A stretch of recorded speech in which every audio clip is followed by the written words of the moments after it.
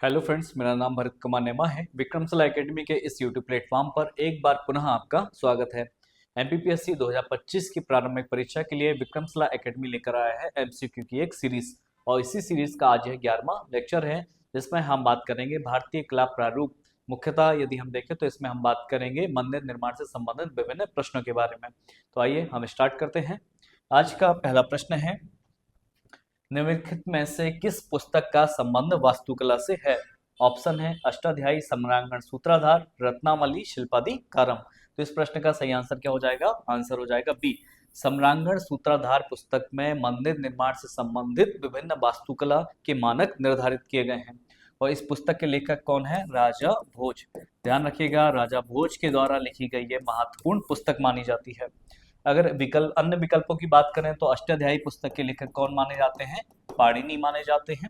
रत्नावली हर्ष के द्वारा, सम्राट हर्ष के द्वारा रचा हुआ एक नाटक है। और शिल्पाधिकारम ये इलांगो इलांगो के द्वारा लिखा गया एक जैन ग्रंथ माना जाता है। ये आपके लिए महत्वपूर्ण है। अगले प्रश्न की तरफ बढ़ते हैं। अगला प्रश्न है, भारत में मंदिर निर्माण आरंभ हुआ मौर्योत्तर काल में, वैदिक काल में, गुप्त काल में, मध्यकाल में? तो इस प्रश्न का सही आंसर क्या हो जाएगा? गुप्त काल में। भारत में मंदिर निर्माण कला का आरंभ गुप्त काल से माना जाता है। चलिए आगे बढ़ते हैं। अगला प्रश्न है, मंदिर निर्माण की नागर शैली को किस नाम से जाना जाता है?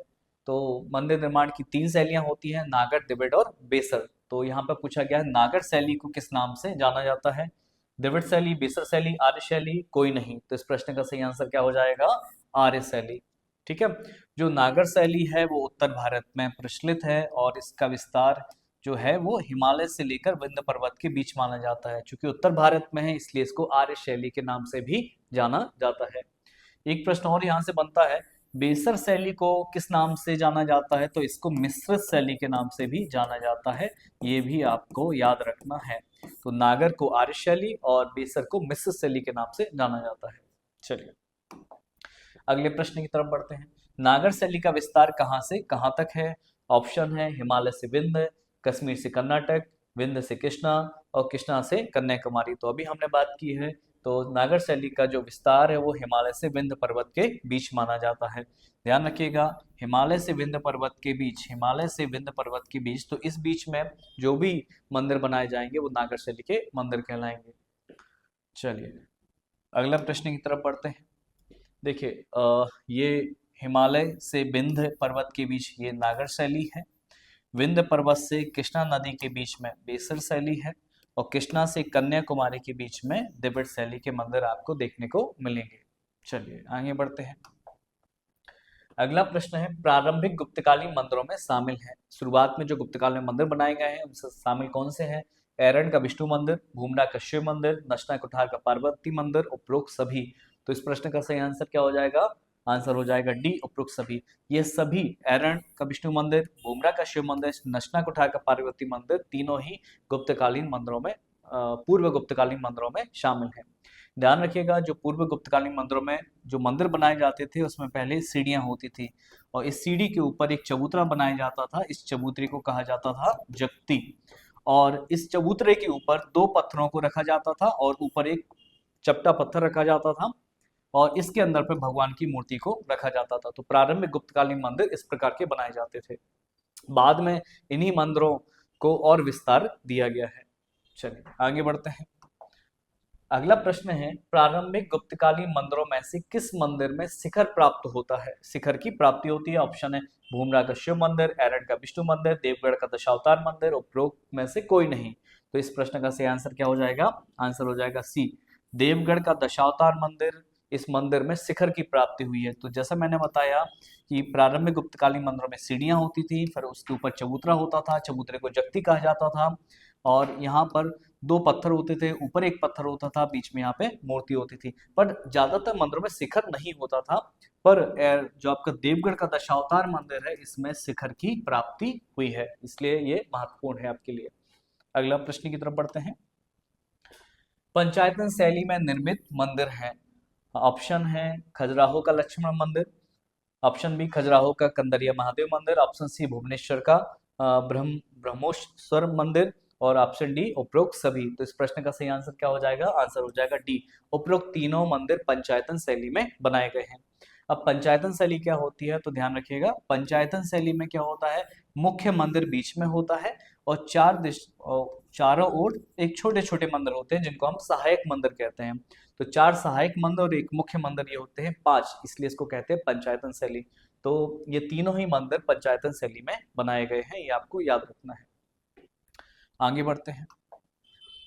खजुराहो के मंदिर किस शैली के अंतर्गत आते हैं? ऑप्शन है नागर शैली, द्रविड़ शैली, बेसर शैली, कोई नहीं। तो इस प्रश्न का सही आंसर क्या हो जाएगा? नागर शैली। खजुराहो के अधिक सभी मंदिर नागर शैली के अंतर्गत बनाए गए हैं। ध्यान रखिएगा, खजुराहो में जो मंदिर बनाए गए हैं वो चंदेल वंश के राजाओं के समय बनाए गए हैं। ये प्रश्न भी आपसे पूछा जा सकता है कि खजुराहो के मंदिर किस वंश के समय बने हैं? चंदेल राजाओं के समय बने हैं। दूसरा प्रश्न यहाँ से पूछा जाता है कब बनाए गए हैं? तो 950 से लेकर 1050 ईस्वी के बीच। ध्यान रखिएगा, 950 से 1050 ईस्वी के बीच यहाँ पर मंदिर बनाए गए हैं। कुल कितने मंदिर बनाए गए थे, है ना? तो शुरुआत में 85 मंदिर थे, पर चूंकि जैसे जैसे अरब भारत में आए हैं तो फिर मंदिरों को तोड़ा गया है, तो वर्तमान में 85 में से केवल 25 मंदिर ही शेष मिलते हैं। तो ध्यान रखिएगा, खजुराहो के मंदिर नागर शैली का प्रतिनिधित्व करते हैं, चंदेल वंश के समय बनाए गए हैं। टोटल 85 मंदिर थे जिसमें से वर्तमान में 25 मंदिर बचे हुए हैं, और किस टाइम पीरियड के बीच में? 950 से 1050 के बीच में बनाए गए हैं। चलिए आगे बढ़ते हैं। अगला प्रश्न है कंदरिया महादेव मंदिर का निर्माण किसके द्वारा कराया गया था? तो ऑप्शन है धंगदेव, गंगराज, महेंद्र वर्मन, यशो वर्मन। तो इस प्रश्न का सही आंसर क्या हो जाएगा? सही आंसर हो जाएगा आंसर ए, धंगदेव। 999 ईस्वी में धंगदेव के द्वारा कंदरिया महादेव मंदिर का निर्माण कराया गया था। आपको याद रखना है कि खजुराहो का सबसे बड़ा मंदिर माना जाता है कंदरिया महादेव मंदिर, जो पंचायतन शैली में बना हुआ है।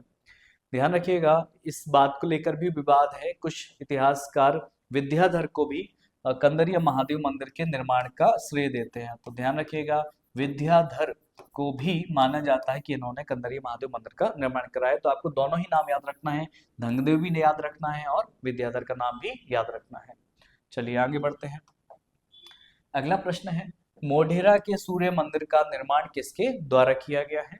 ऑप्शन है आपके भीमदेव प्रथम, भीमदेव द्वितीय, मूलराज द्वितीय, कोई नहीं। तो इस प्रश्न का सही आंसर क्या हो जाएगा? आंसर ए हो जाएगा, मोढेरा के सूर्य मंदिर का निर्माण भीमदेव प्रथम के द्वारा कराया गया है। और कब कराया गया है?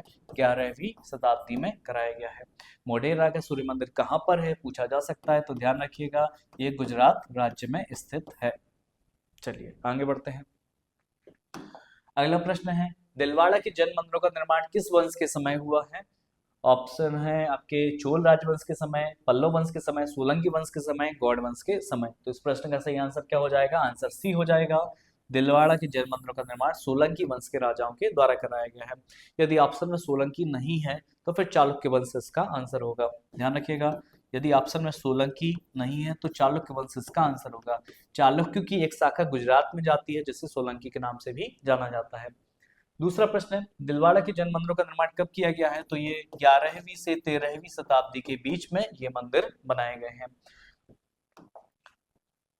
ये दिलवाड़ा के जैन मंदिर है, बहुत ही सुंदर है ना। यहाँ पे आपको याद रखना है यह मंदिर जैन धर्म के तीर्थंकरों को समर्पित है।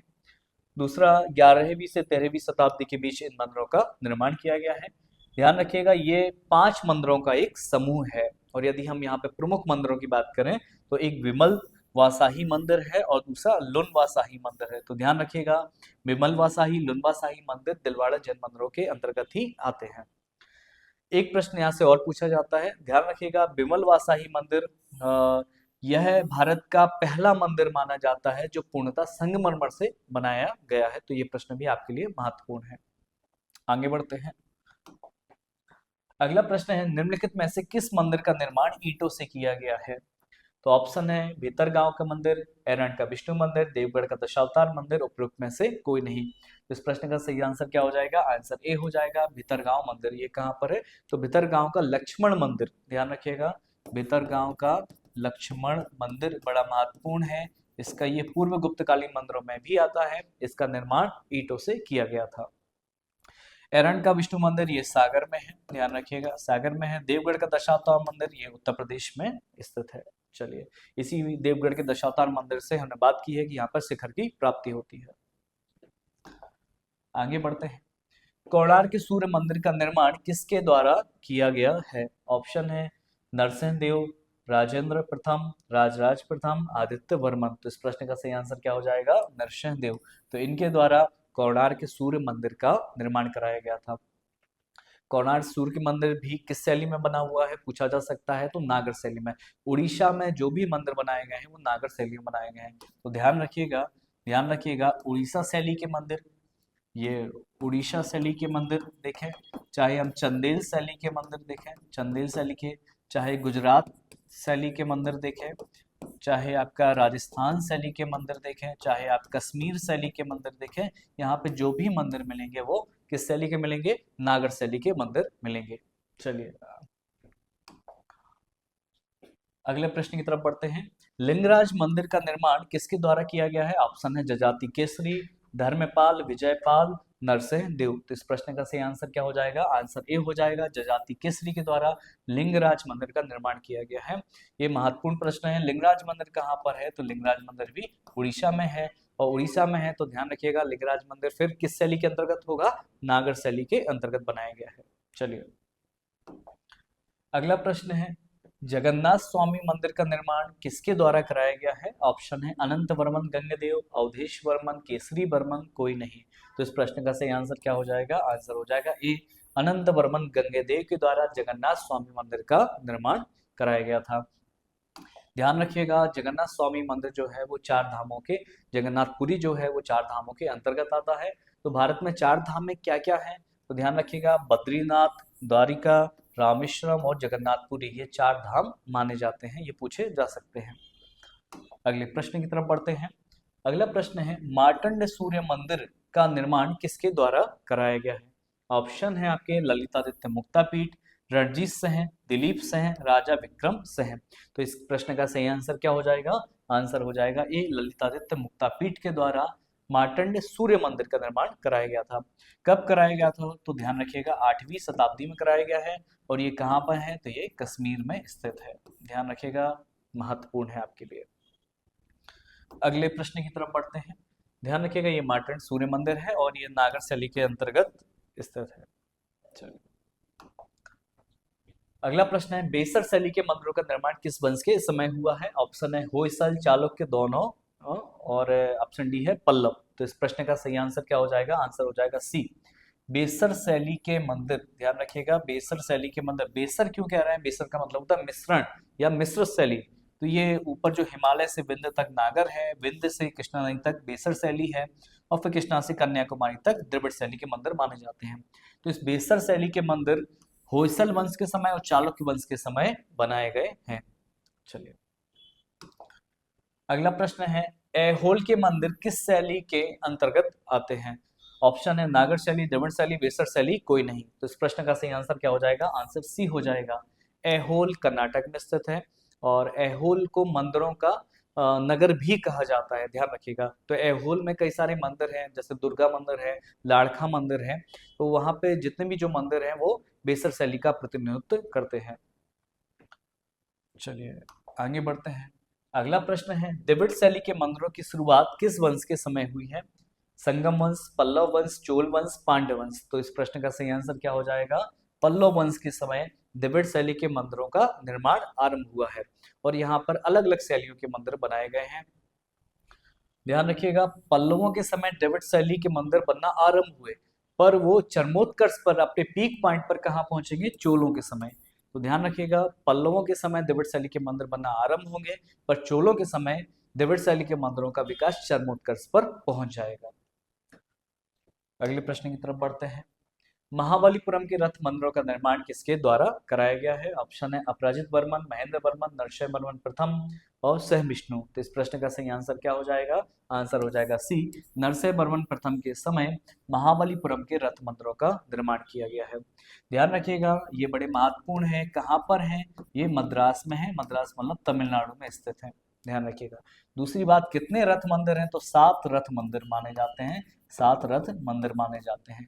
तीसरा प्रश्न यहाँ से पूछा जा सकता है, इन्हें और किस नाम से जाना जाता है, तो ध्यान रखिएगा इन रथ मंदिरों को सप्त पैगोडा, पैगोडा के नाम से भी जाना जाता है। 7 पैगोडा बोलो, सप्त पैगोडा बोलो, बात एक ही है। तो नरसिंहवर्मन प्रथम ये किस वंश के थे, पल्लव वंश के राजा माने जाते हैं। चलिए आगे बढ़ते हैं। अगला प्रश्न है, बृहदेश्वर मंदिर कहाँ स्थित है। ऑप्शन है मद्रास, तंजौर, बेंगलुरु, रामेश्वरम। इस प्रश्न का सही आंसर क्या हो जाएगा, तंजौर। तंजौर कहाँ पर आता है, तमिलनाडु में। तो बृहदेश्वर मंदिर तंजौर में स्थित है, ध्यान रखिएगा। ये बृहदेश्वर मंदिर है और इस मंदिर का विमान ही अपने आप में एक बड़ी विशेषता है, बहुत विशाल विमान है। इसका गोपुरम भी बहुत विशाल है। तो दक्षिण भारत का सबसे बड़ा मंदिर यदि कोई पूछता है तो उसका आंसर क्या हो जाएगा, बृहदेश्वर मंदिर। और इस बृहदेश्वर मंदिर का जो निर्माण है वो चोल राजा राजराज प्रथम के द्वारा कराया गया था। ये प्रश्न आपके लिए महत्वपूर्ण है। तो बृहदेश्वर मंदिर दक्षिण भारत का सबसे विशाल मंदिर है और इस मंदिर का निर्माण चोल राजा राजराज प्रथम के द्वारा किया गया था। अगले प्रश्न की तरफ बढ़ते हैं। अगला प्रश्न है, गंगैकोंड चोलपुरम मंदिर का निर्माण किसके द्वारा किया गया है। ऑप्शन है राजराज प्रथम, परांतक प्रथम, राजेंद्र प्रथम, करिकाल। तो इस प्रश्न का सही आंसर क्या हो जाएगा, राजेंद्र प्रथम। तो राजेंद्र प्रथम के द्वारा गंगैकोंड चोलपुरम के मंदिर का निर्माण कराया गया। तो चाहे बृहदेश्वर मंदिर हो, चाहे गंगैकोंड चोलपुरम का मंदिर हो, किस शैली में बने हैं, तो द्रविड़ शैली में। किस शैली में बने हैं, द्रविड़ शैली के मंदिर ये माने जाते हैं। दूसरा प्रश्न याद रखिएगा, राजराज प्रथम के ही बेटे कौन है, राजेंद्र प्रथम माने जाते हैं। ठीक है, गंगैकोंड चोलपुरम क्योंकि उन्होंने गंगा नदी तक विजय यात्रा संपन्न कराई है, गंगा तक विजय की है, इसलिए इसकी उपलब्धि में गंगैकोंड चोलपुरम का निर्माण कराया है तमिलनाडु में। अगला प्रश्न है, कंपेहेश्वर महादेव मंदिर का निर्माण किस शासक के द्वारा कराया गया है। तो ऑप्शन है कुलोत्तुंग तृतीय, कुलोत्तुंग द्वितीय, विजयालय, आदित्य प्रथम। तो इस प्रश्न का सही आंसर क्या हो जाएगा, कुलोत्तुंग तृतीय। तो कुलोत्तुंग तृतीय भी चोल चालुक्य शासक माने जाते हैं, चोल चालुक्य शासक माने जाते हैं, ध्यान रखिएगा। तो इनके द्वारा एक महत्वपूर्ण कंपेश्वर महादेव मंदिर का निर्माण कहाँ पे किया गया है, तमिलनाडु में किया गया है। अगले प्रश्न की तरफ बढ़ते हैं, विरूपाक्ष मंदिर किस राज्य में स्थित है। ऑप्शन है केरल, तमिलनाडु, आंध्र प्रदेश, कर्नाटक। तो ध्यान रखिएगा इस प्रश्न का सही आंसर क्या हो जाएगा, आंसर डी हो जाएगा। कर्नाटक में विरूपाक्ष मंदिर है, बड़ा महत्वपूर्ण मंदिर माना जाता है। चलिए अगला प्रश्न है, कांची के कैलाशनाथ मंदिर का निर्माण किसके समय हुआ है। ऑप्शन है नरसिंहवर्मन प्रथम, परमेश्वर वर्मन, नरसिंहवर्मन द्वितीय, नरपतुंग वर्मन। तो इस प्रश्न का सही आंसर क्या हो जाएगा, आंसर सी हो जाएगा। नरसिंहवर्मन द्वितीय के द्वारा कांची के कैलाशनाथ मंदिर का निर्माण कराया गया है और नरसिंहवर्मन द्वितीय को राजसिंह की उपाधि दी जाती है। तो आज के लिए फिर इतना ही, आगे हम बात करेंगे। आप सभी का बहुत बहुत धन्यवाद।